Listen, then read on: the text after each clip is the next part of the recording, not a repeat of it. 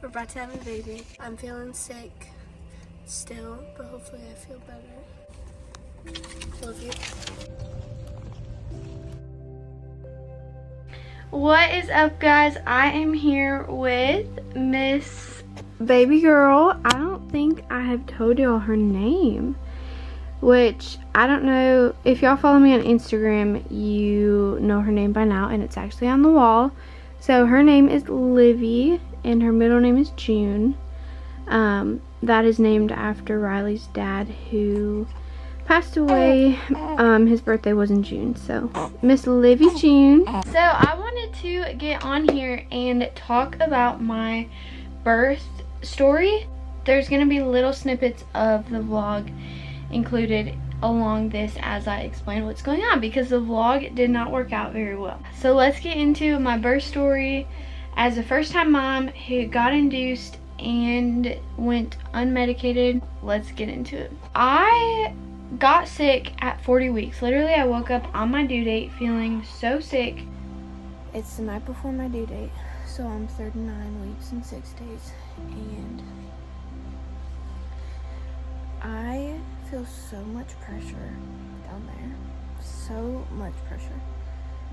I thought that she was either going to fall out of me or that I had to pee really bad, and I didn't have to pee. I went to the bathroom and I didn't have to pee. So I think it's just the pressure from her being so low. So we will see. Tomorrow's my due date, so I'll keep you updated. Today's my due date, and of course I wake up with a sore throat. So, and I've got kind of some chills, and I just don't feel great. So that really stings, because labor is enough, I'm sure. I don't need to feel sick on top of that. So I'm working from home today. It's probably my last day working, and I'm just hoping that I start to feel better. But I've been feeling this liquid come out of me, and I don't know if it's my water because it's so hard. They say that sometimes it can be a gush and sometimes it can just be a little trickle. So how am I supposed to know? So I don't know. I'll keep you updated. For the whole week of being 40 weeks, I started to get better, and then I ended up getting worse. And it got to the point where I genuinely thought that my body wasn't going to get better until I had the baby. I felt like I was just so tired. My body was tired of being pregnant, and I just felt like I needed to get this baby out before this cold. Like, I just felt like the cold wasn't going away. So I hadn't had any cervical checks at this point, but there were some nights where I was having what I thought were contractions. Don't know if they were or not. I don't know if it actually was, but I think my mucus plug might have came out, or at least some of it, hopefully, because I'm 40 weeks in 1 day and my cold is a lot better. I'm hoping that tomorrow I feel even more better, because it's still, I feel a little rough, but I'll keep you updated. Because they weren't consistent, I would just have like 1 or 2 and then they'd go away. So nothing had really happened, and I hadn't had any cervical checks at this point, because I really didn't see the point in them personally, and I didn't want to go through the uncomfortable situation of having one done. They didn't really make a difference to me, and I don't know, I just didn't want to do them. That whole week of being 40 weeks, I was just sick, kind of getting better, but then I got worse. And so I finally did a cervical check at almost 41 weeks, and I was only 2 centimeters dilated. I had previously, the days before that, tried everything. Like stretching, doing exercises, doing like stuff with the ball, doing everything I could to try to dilate naturally. And it didn't help. So at that point, I was really sick, stuck at 2 centimeters, and I was like, you know what, I'm not gonna get better until I have this baby out. I guess I'm gonna get induced. So at 41 weeks, I went to the hospital and got induced on a Wednesday. Okay, this is the update. We're in the hospital. I have my IV in. It's the worst part. And I started sweating. I thought I was peeing myself. I got really sweaty. And they're about to come check me to see if I'm dilated. And hopefully I'm dilated enough that we don't have to do the Foley balloon. Fingers crossed. Riley's over there, all comfy and cozy. Meanwhile, I'm just suffering. No, not that this IV hurts really bad.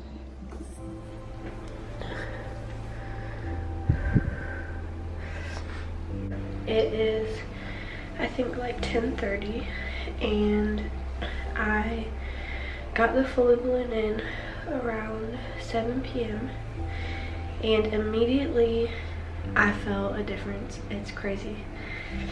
So I've definitely been feeling the contractions now, but it feels so much better when you stand up. But I'm gonna try to get some rest, and got my IV in still. That was the worst part, was the IV. But let's try and get some rest before they start my Pitocin and break my water in the morning. So let's do it. I'm scared, but I know it'll all be okay. It'll be worth it. So, all right, good night. So we get to the hospital. I was hoping that I was a little further dilated so that I didn't have to get the Foley balloon, but they checked me and I was only at a 2.5.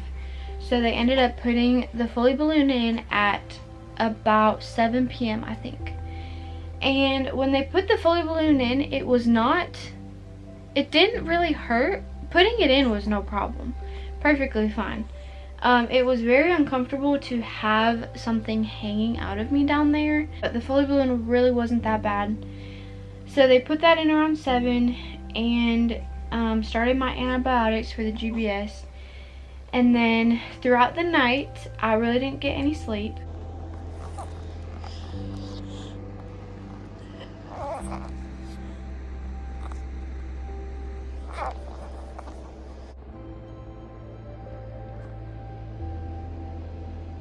And I remember waking up feeling really sweaty and feeling like I might have peed myself. And I just kind of thought nothing of it. I was like, whatever. Well, the doctor or the nurse comes in at 4 a.m. to see how I'm doing with the Foley balloon. It hadn't fallen out yet, so he ended up taking it out and checking me. Let's see, I think he thought I was at about 5 centimeters dilated or so. I'm dilated to like a 6, he thinks. It's 4:15, and my water might have broken, he said, because he said it doesn't feel a sac. We'll see. And he was like, hey, did your water break? Because I feel the baby's head and I'm not feeling any water. Like, did your water break? And I was like, oh my gosh, I thought I peed myself or was sweating. Yes, I think my water broke. He got it checked and he said, yes, it was your water. So this is great. We don't have to break your water. And he starts my Pitocin. Then he checks me around 5 or 6 in the morning, and he thinks that I'm at about an 8 centimeters dilated. Well, the nurse came in. They think I'm 8 centimeters dilated. They just started the Pitocin, and the baby could be here in the next few hours. No epidural, no anything yet, so we're doing pretty good. Well, then the morning shift, the day shift nurse comes in at around 7 in the morning, and she checks me just to kind of double check, and she says, no, you're at like a 5.5. I don't know what they were thinking. So she started my Pitocin back up, and she just went at it to try to speed things up again. And so then the contractions started to get worse. I think around 10 a.m. was when I finally got to about 8. From 10 to 12 were pretty bad contractions. I was struggling. Not only that, but they didn't want me to get out of bed, which I don't really know why. Oh, bless you. So I really couldn't do anything really to help with the pain of the contractions besides breathing and listening to worship music and reading scripture. Let me just say, if you can poop, like poop when you get the chance before you go into labor. Because I got to about 8 centimeters dilated and I started to have to poop so bad. And they kept telling me no, that feeling is probably just the baby. And I was like, I get that, but I also know that I have to poop. And it was so bad. I literally felt constipated. I felt like I couldn't get the poop out besides when I contracted. And so I don't know if this is TMI, but maybe someone else will go through this or has gone through this. I started to use the contractions to help me poop, which helped me get the poop out, but I feel like I ended up hurting my butt so bad. So that was just a terrible experience. They want to see you. Around 8 centimeters is when it all kind of got really tough, because I couldn't do any of the things that I thought I could do to help with the contractions. So the doctor wasn't there yet for whatever reason. So I was really struggling because I was trying to hold the baby in until he got there, and the contractions were really bad and we were going unmedicated, obviously. So it was rough. The doctor gets there, I start pushing. Pushing was very hard. It's something that no one can really prepare you for, and I feel like you can watch all the videos, you can do all the breathing practices, but once you actually have to push a baby out of you, especially unmedicated, there is nothing that can prepare you for that, and it is literally one of the hardest things that you'll ever do. Livy wanted a snack, so pushing her out, I want to say it lasted around 15 minutes, maybe. It felt like 5 to me, but Riley thinks it was longer. I want to say I only used like 3 or 4 contractions worth of pushes. I don't know, that could be wrong, but that's what I remember. I didn't push more than a half hour, if that. So I'm so thankful it went that quick, because I know that's not everyone's story. Her umbilical cord was wrapped around her neck, so he did end up having to cut me down there and use the vacuum on her head in order to get her out. So the vacuum was one of the most painful things, because the pressure that he put down there when he put it on her head was just very uncomfortable. But it was okay, it happened super fast. They pull her out. I don't even really think I felt the ring of fire that they talk about. I mean, I definitely was uncomfortable and it definitely hurt so bad, but I don't remember like a burning feeling. For y'all that may be scared for the ring of fire, because I was kind of nervous for it, don't be, because I really don't even remember it. So then she was born at 12:15 p.m. Okay. Crazy. What do you think? That was the most insane experience ever. That was the hardest thing that I ever did. I have a lot of respect for you for that reason. Like, really, I was like, I gained a lot of respect for you today. That was insane. That was literally terrifying. Yeah. I thought it was so funny. funny. Nothing can explain it. Yeah. I thought it was so funny. Now I think it's funny because, like, literally 2 minutes before you went into active labor, like, you're like, I don't know if I can do this. I'm gonna need some stuff. And then, snap of a finger, we're having a baby. You didn't even have time to get it. Yeah, I literally questioned getting the epidural. That's how bad it was. Yeah. And then I just didn't even have time to think about it. She has red hair. Yeah. But it could change. Tell them what I said as soon as she came out of the womb. What, that you're moving to Canada? Not that one, but yeah. Or that you're cursed? Yeah, my dad cursed me from the grave. Oh. Riley did such a good job. You were there for me every minute. Even when I was a little mean and I would tell you to shh. Yeah. Anytime I got a contraction, he would start to talk. Not meaning to, or not even knowing maybe that I was having a contraction, and I would just go shh. Yeah. Because it just made it worse. I needed it to be silent. You want to do it again? In like 3 years.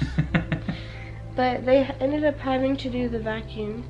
Oh, and her umbilical cord was wrapped around her neck. Yeah. Which that's like a miracle.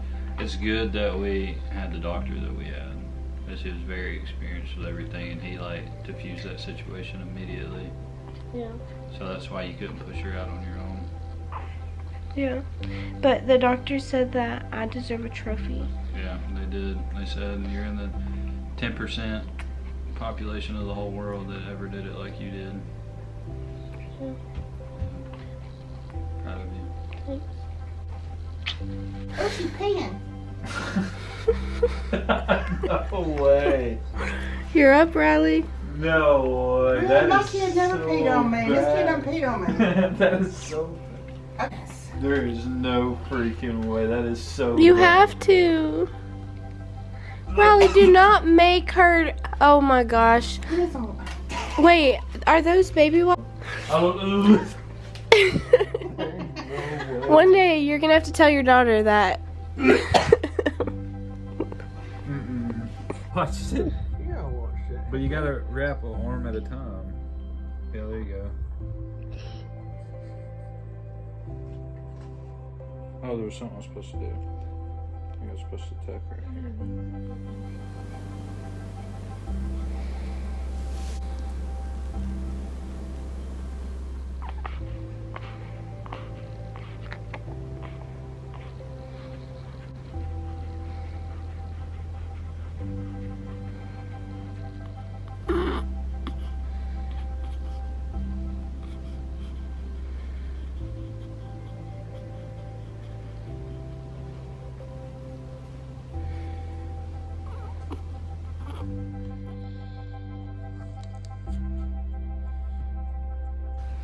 So yeah, that is her birth story. I really didn't want to get induced, but it went a lot better than I expected, and I'm so glad that I was able to still go unmedicated. It was definitely the hardest thing I've ever done. I'm gonna cut this short because I really just want this video to be just my birth story, but please comment any questions that you have for me regarding pregnancy, labor, postpartum, all the things, because I will be doing a Q&A here soon, and I will be doing more videos like advice, things I wish I would have known, all those things. So leave them down below. Anything that you want me to talk about or answer, I'd be happy to answer. So anyways, I love you guys, and don't forget to like this video and subscribe.